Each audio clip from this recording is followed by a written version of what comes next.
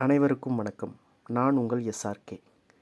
இன்றைக்கி நம்முடைய சேனல் எதை பற்றி பார்க்க போகிறோன்னு பார்த்தீங்கன்னா, ஜியோ வெர்சஸ் பிஎஸ்என்எல். நம்முடைய சேனல்லேயே இதுக்கு முன்னதாக ஒரு வீடியோ போட்டிருந்தோம். அதாவது பிஎஸ்என்எல் நிறுவனத்தை நோக்கி மக்கள் மீண்டும் படையெடுக்கிறார்கள் அப்படின்னு போட்டிருந்தோம். இன்றைக்கும் அதே தான் பார்க்க போகிறோம். கொஞ்சம் விரிவாக பார்க்க போகிறோம்.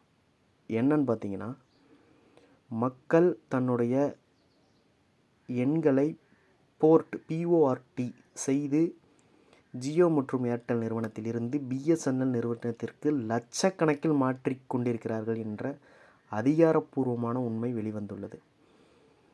உதாரணத்திற்கு, ஒரு மாதத்திற்கு ஜியோ மற்றும் ஏர்டெல் 300 ரூபாய்க்கு தரக்கூடிய சேவையை பிஎஸ்என்எல் நிறுவனம் 150 ரூபாய்க்கு தருகிறது 4G டேட்டாவுடன்.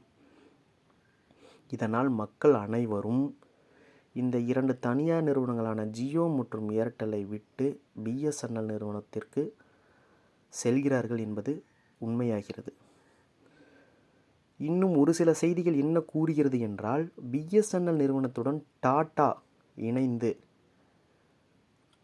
ஜியோ, ரிலையன்ஸ் மற்றும் ஏர்டெல் நிறுவனத்திற்கு எதிராக, அதாவது எதிராகனா அவர்கள் தரக்கூடிய அளவிற்கான சேவைகளை பிஎஸ்என்எல் நிறுவனத்தால் தர முடியும், நாங்கள் தர வைப்போம் என்று டாடா நிறுவனம் இதற்கு ஒப்பந்தம் போட்டுள்ளதாக கூறுகிறார்கள்.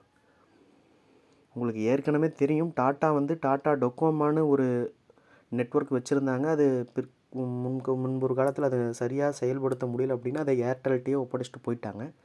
ஆனால் மீண்டும் பிஎஸ்என்எல் நிறுவனத்துடன் இணைந்து நாங்கள் பணியாற்றுவதாக கூறியிருக்கிறார்கள். இது எந்த அளவுக்கு உண்மை சாத்தியமானது என்பது நாம் காலப்போக்கில் பார்க்கலாம்.